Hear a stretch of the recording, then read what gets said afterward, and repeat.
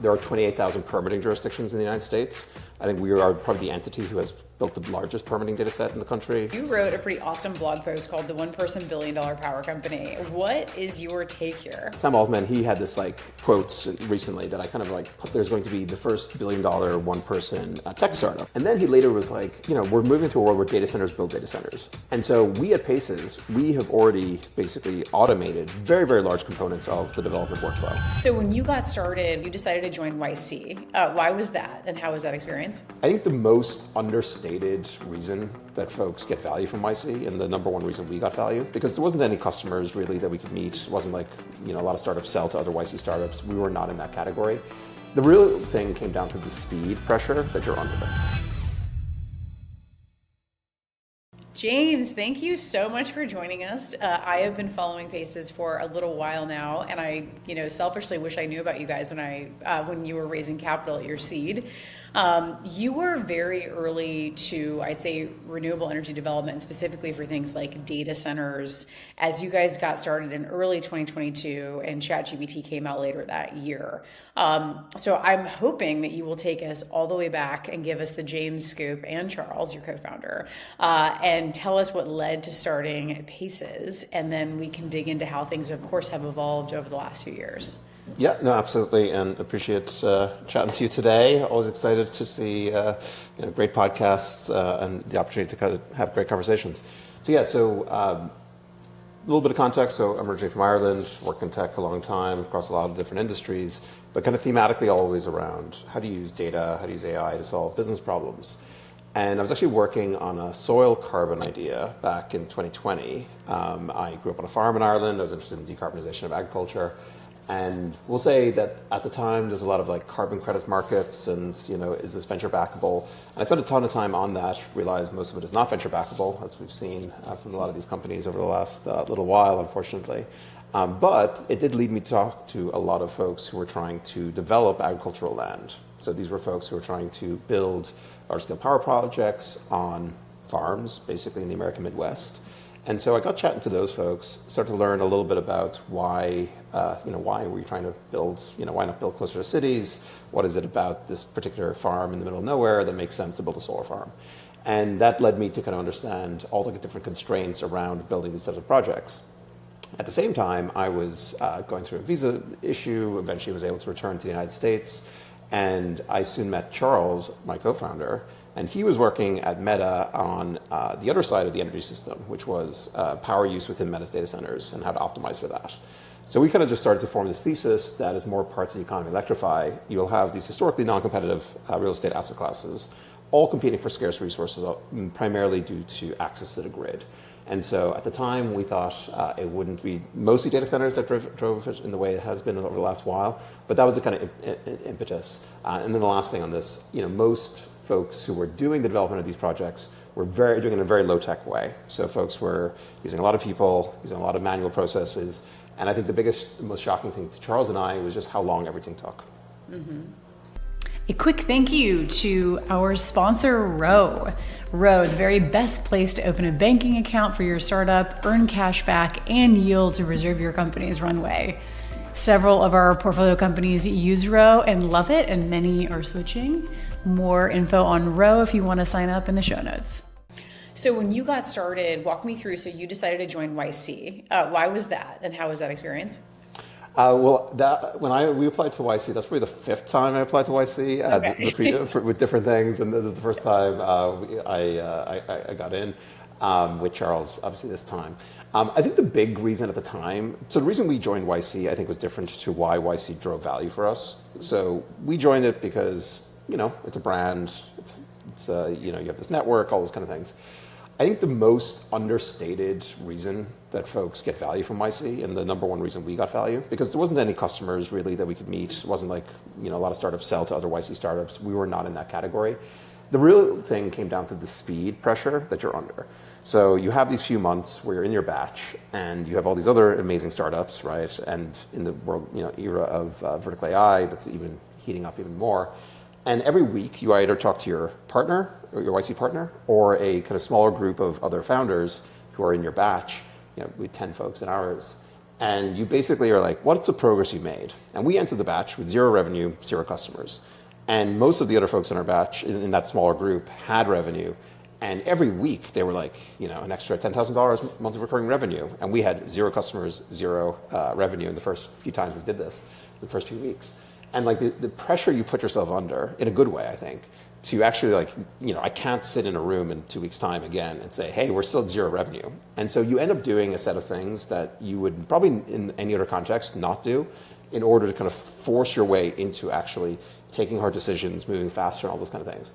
And we found so much value in that pressure that we kind of artificially tried to recreate that pressure in the 6 to 9 months after we left YC by having these specific check-ins, still with our YC partner once a month, writing VC updates.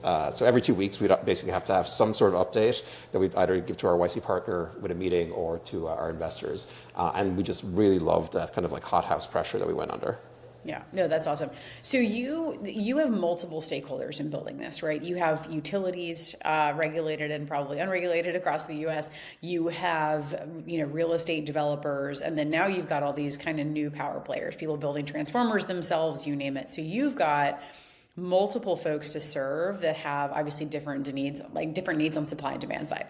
Where did you start, and maybe where has it evolved in terms of the product? So like, are your main kind of customers these developers that are making sure that there is the power, there is the land nearby, maybe there is the fiber, kind of walk me through exactly who your stakeholders are and what they can use the offering for. So in the world of what we solve for, data becomes like really, really important, and data is very geographically segmented.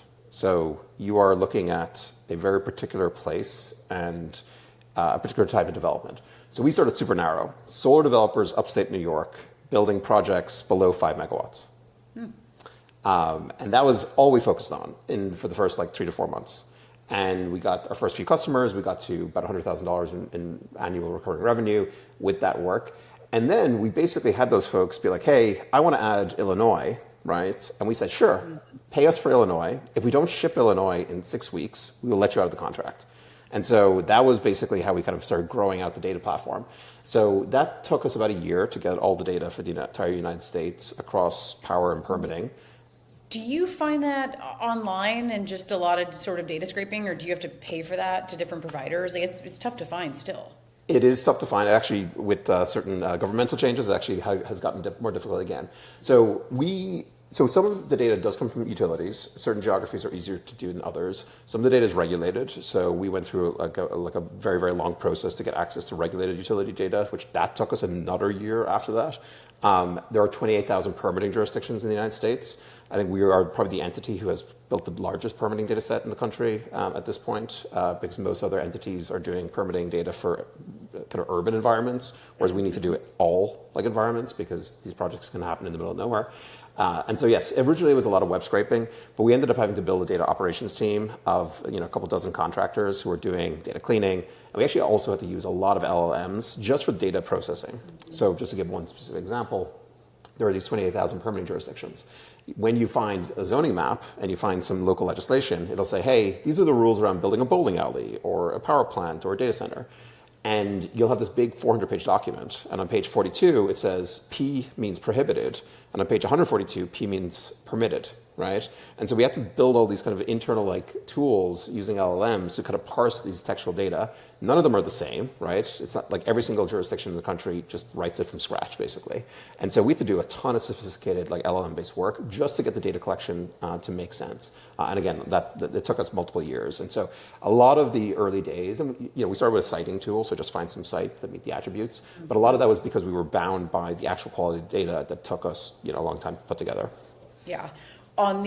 So as you know, I co-founded earlier this year Kratos AI, which is a data center development business. Mm-hmm. And what has been so fascinating is just both finding power and then the land nearby. So is there, for example, idle power on the grid? I think there's 15% of that exists in the US, but it's super hard to find. For us, it's a lot of cold calling utilities. Is it similar for you? If that's a big piece of it, hey, where is there 10 megawatts potentially lying around? And then there's also you have to pay for surveys and those take months. So are you also doing legwork there as well? So we did, but that is actually becoming less effective over time. So when there was less competition to find capacity on the grid, whether you're consuming power like a data center or you're putting power onto the grid like a power plant developer, you, especially on the consuming power side, you could call up the utilities you mentioned and say, hey, I look at the substation, I feel pretty good about it. Is there some capacity there? And the utility will either on the call sometimes, if it's a small utility that has that data at the hand, or in a week or two, be able to get back and say, hey, there's a pretty good indication you should move forward. The difficulty is data centers have just completely changed the game. So you have these tier 1, 2, and 3 markets where the utilities are absolutely overwhelmed. So there's one particular utility in the American Southeast. They used to be able, on a phone call, to be able to get back to the developer and say, hey, this looks pretty good. You should definitely go for your 5 megawatts or 500 megawatts. Now, their internal process to answer that question without going through the formal study process is something like 3 months just to respond to that. And the study takes 7. So you may as well do the study at that point, because just getting a verbal doesn't actually give you anything other than, hey, this is a confirmation you should go forward with the utility study. So what we've done, so we do that, but I think the thing we are always trying to do is understand at the utility level, what is the actual time of these things? I think a lot of folks who are I'm sure you're very familiar actually now developing these projects, but the IRR of projects is very, very time bound. So a project where you're going to make X amount of money that takes 4 extra years is disastrous potentially versus something that's even a smaller amount of upside, but it takes a year, right? And so being able to recycle capital, especially for folks who are funding these projects, becomes really important. And so a really sharp understanding of not just the capacity, but the timeline to discover that capacity. So just to be specific, we have access to this set of data sets that are restricted in the United States. We went through all the different local regulatory, different criteria to get access to this data. And then we built our own internal tooling to basically use some vertical AI software to actually run the systems that the utility uses. I actually have one large utility using us for this as well today that we closed last month. But this actually allows us to say, hey, at this substation, there is capacity, 50 megawatts today, 80 megawatts next year, and 400 megawatts in 3 years. Now, that's not 100%, right? It's probably about 75 to 80% accurate, but it is something that we can turn around in a couple of days versus waiting weeks, months, or years from the utility. Shout out to our partner, Public.com, the investing platform built for people who take it seriously. On Public.com, you can build a long-term multi-asset portfolio across stocks, bonds, options, crypto, and more, all in one place. They offer advanced tools like generated assets, which lets you turn almost any idea into an investable index using AI, plus tax-efficient direct indexing for long-term investors. Whether you're trading options with rebates, earning income through your yield accounts, or automating your strategy with their actively trading API, Public gives you the tools to invest the way you want. And right now, you can also earn an uncapped 1% match when you transfer your portfolio from another brokerage. So check out Public.com, link in the show notes. Interesting, yeah. Well, and the other piece of this that's becoming extremely expensive, I'm not sure if it's always been, but those studies are really expensive. I think TVA wasn't charging for them, and there was such an overwhelming, amount of demand, both from Bitcoin mining and then that transition to AI needs, and then now in some places it's $250,000. And so I think that's just unbelievable. And I'm assuming you're not footing that bill, but you're. We are not. Okay. So that when we help developers and our customers kind of move forward, that's a pass through depending on how much work we're doing. But it's even worse. I mean, yes, it's 6 figures, but Encore territory in Texas, which is the Dallas-Fort Worth area, is now $6.5 million for your deposit, right? And so. Yeah. It was $200,000 in May, and now it's $6.5 million. And so when I talk to a lot of utilities, and I talk to at least 1 or 2 utilities every single week, and the team is talking to constantly to utilities, there are multiple utilities that don't even have a formal study queue thing, process that is implementing it in January, February. And a lot of folks are also just it used to be this way and there was no cost or it was low cost, and now everything's going to be 6 figures. And I understand the utility's perspective on this, honestly, because they were so overwhelmed and they want to provide power. The utility makes money by providing power to entities. So they want to do this in a way that they don't really like doing as much generation connection for utility, for renewables and so on. But data centers, utilities love a lot of this stuff. The difficulty they have is just like their teams basically should be 10x larger or much more technologically enabled, and they just haven't made those investments. And so, and utilities take 2 years to make a decision, usually, although that's faster these days. And so, yeah, so you got all these things compound where they're going to continue to up the prices of these deposits for the study in order to kind of actually just reduce the amount of volume. Yeah. The other interesting thing we've run into is just the incentives for economic development. They don't, specifically for data centers at least, they don't bring a lot of jobs. And so folks are like, great, you're going to be basically powering like 300 homes with a data center, like, or however many, maybe thousands. And you're going to provide maybe 30 jobs. And then in some cases, I think there's been a lot of complaints where folks feel burned, especially with the Bitcoin miners, because they're very noisy. And so that's just been like, I'm sure you've run into that for those use cases, but not really your problem. But the economic development piece has been like a big question. I really encourage developers to talk to EDC because like you'll have the EDC at the government or the local or the city level, but you also, every utility has an economic development group, so an EDC group within the utility as well.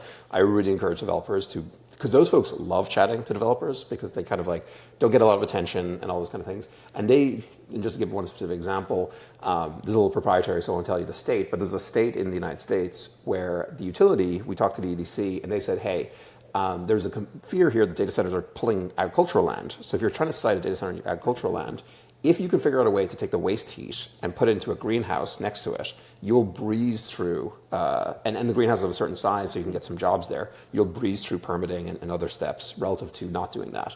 And so there's all these little tidbits where you can kind of like join into the particular development pattern that can actually like, grease the wheels a little bit. But yes, overall, there is already a very, very large backlash. I think the left-right wing does not really slice very well about like pro and anti NIMBYism generally, and I think it's becoming even more complicated with data centers and like perceived cost of power and things like that.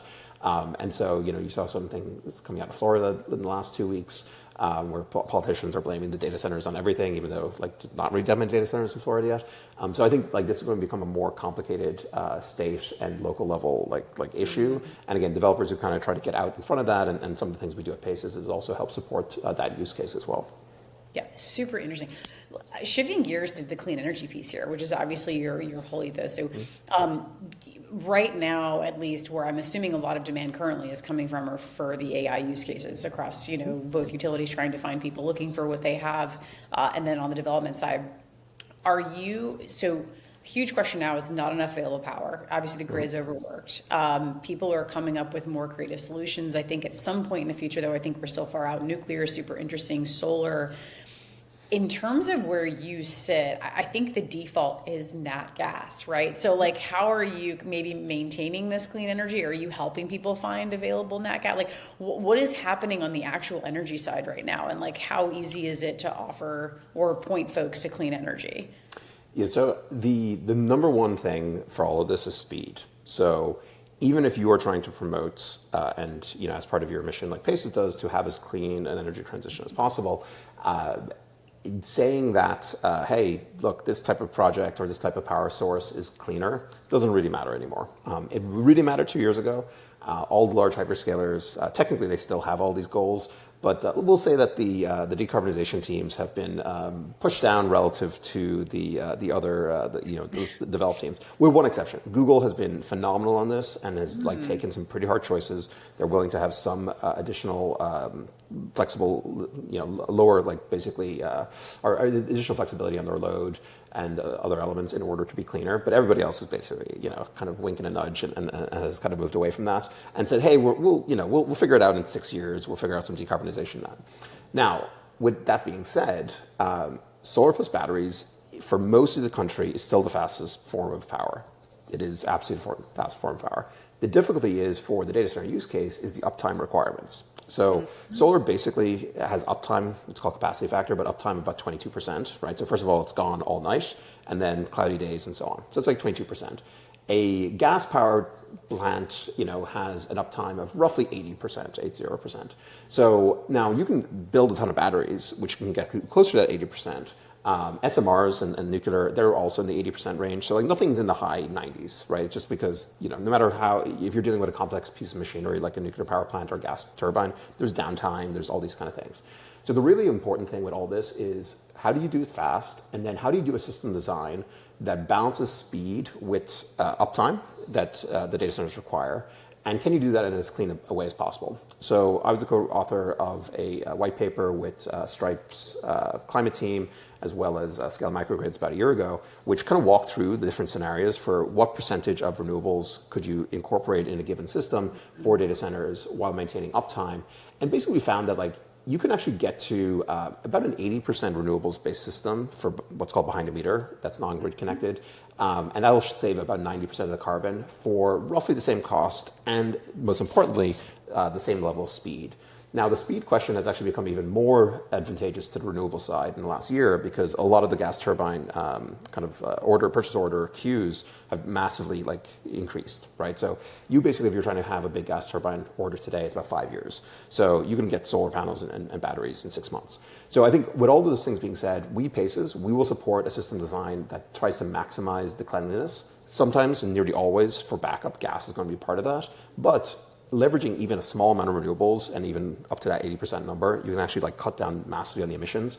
And so, yeah, our view is that you don't have to make a trade-off around speed to get in a lot of renewables, but gas is still a very, very core important element from the stability and the resiliency perspective.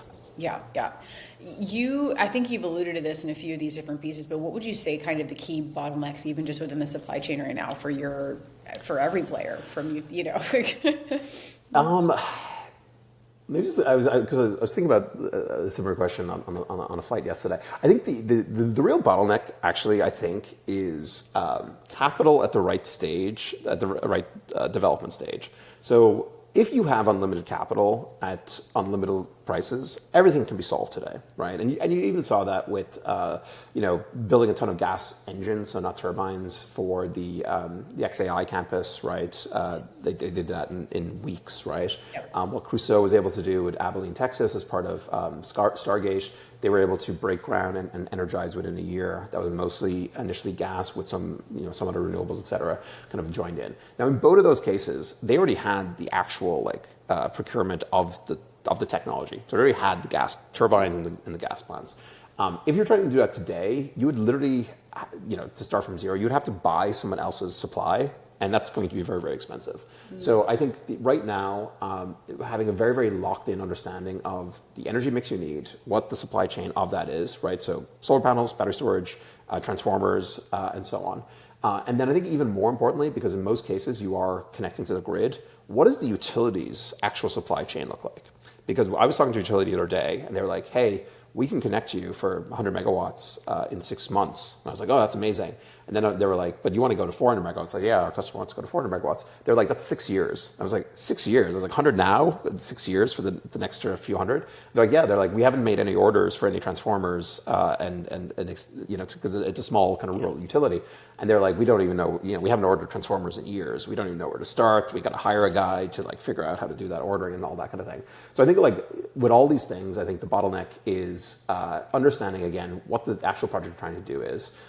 If you are connected to the grid, there's the study timelines, but then also can the utility actually connect you, right, with their own equipment time horizons. And I think the lesson with all this is to get absolutely obsessive with timing each stage, right? This thing took 9 days. Could it take 1 day? Because if it took 1 day, maybe you can get into the next stage faster, which actually has this kind of positive compounding effect. Yeah, that leads to my next question, which is people, because they are desperate, are getting really creative and building their own new transformers, for example, to speed up these sort of supply chain timelines. Elon's doing this, and then there's a couple other players. So do you see other opportunities where you think people will innovate or should? What should startups be focused on right now to speed all this up? I don't know if they're in your portfolio company of yours or not, but I would love less startups to be kind of looking at the kind of generic 57th AI version of vertical AI thing that there's already 50 companies that are very, very big doing, and more really looking at hardware and onshoring of hardware. So I think Heron Power is Drew Leo's, I mispronounced his last name, but I think that's a very, very interesting company that folks should look at. I think, we work with a number of players. There's a company called Redwood Materials. Honestly, a lot of ex-Tesla folks who have kind of gone on to kind of start trying to onshore and build large-scale parts of the technology stack. I think there's a very, very interesting essay called The Electric Slide by Packy McCormick and Sam D'Amico that would be great to add into the show notes. It's a bit long. It's like 60,000 words, but it basically is a walkthrough of like the entire kind of electric tech stack that is needed, basically, that we're kind of onshoring. And it does speak to like specific sections that folks should potentially be able to look at. So I really encourage folks to check that out. But yeah, I'm constantly encouraging it. We're a software company, so like I'm not really speaking, walking the walk myself, but always like happy to kind of like, point people in specific directions. And we work with a couple of what we call novel energy technology companies where they're developing their own projects, where we're helping them actually deploy those assets in the real world. And it's absolutely fascinating kind of like working through how do you certify, how do you connect to the grid. Always do it in Texas because it's way easier to do these things in Texas versus other places. Yeah. Mm-hmm. That's amazing.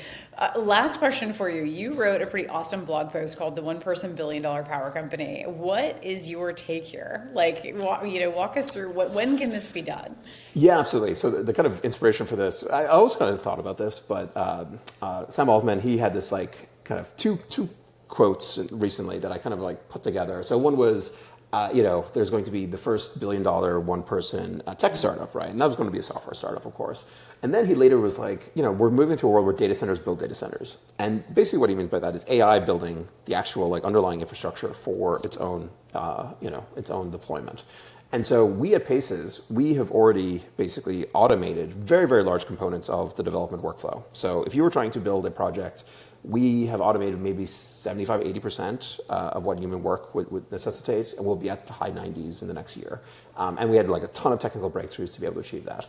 And so as I was kind of thinking through this, I was like, okay, how far could you get with this? And so I wrote this article a couple of months ago on my personal blog, if it's in the show notes. But basically, it was talking through, it's like, okay, really, if you can automate as much of the kind of workflow to a high enough degree as possible, what you're left with is the two things humans are still very, very good at: decision-making and relationships, right? So you can still have the AI make a lot of like kind of smaller decisions, but the bets you're making, the capital allocation type of decisions. And so to me, over time, development will move in that direction. So I know the mayor of this town, and I know the utility person, like those kind of things. Those things they increase in importance as you remove friction somewhere else in the system. And so my view is Paces and other startups that are up and down the stack either side of us, whether on the software side or robotics type startups like Planted Solar, who's like using robotics to actually deploy the solar panels and other types of technology, or Heron Power and folks who are automating certain parts of the kind of above the tech stack. Our view is like all those things will be automated over time, and then the development will still have to have an edge. It's going to be relationships, capital allocation, and some of those different elements as well. Super interesting. No, I hope we see it. Yeah, lastly, how can folks get in touch with you if they want to? And if you're hiring for any roles, please mention them now. Yeah, absolutely. So we have a wonderful team of great, smart folks at our office in Brooklyn, New York, very fancy Williamsburg, fun spot. So we're always hiring very, very smart applied AI software folks. If you have a power engineering background as well, I think that's always interesting. And then, folks on the go-to-market side as well. You can reach out to me at james@paces.com or jay@paces.com, and I'll put you in touch with the right folks on the team.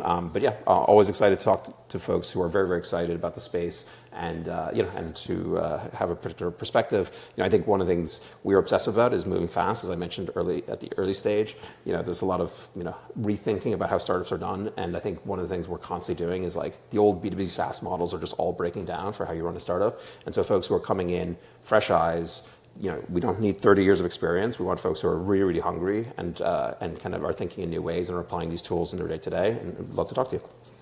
Love it. James, this is fantastic. Thank you so much. Thank you so much. It was great.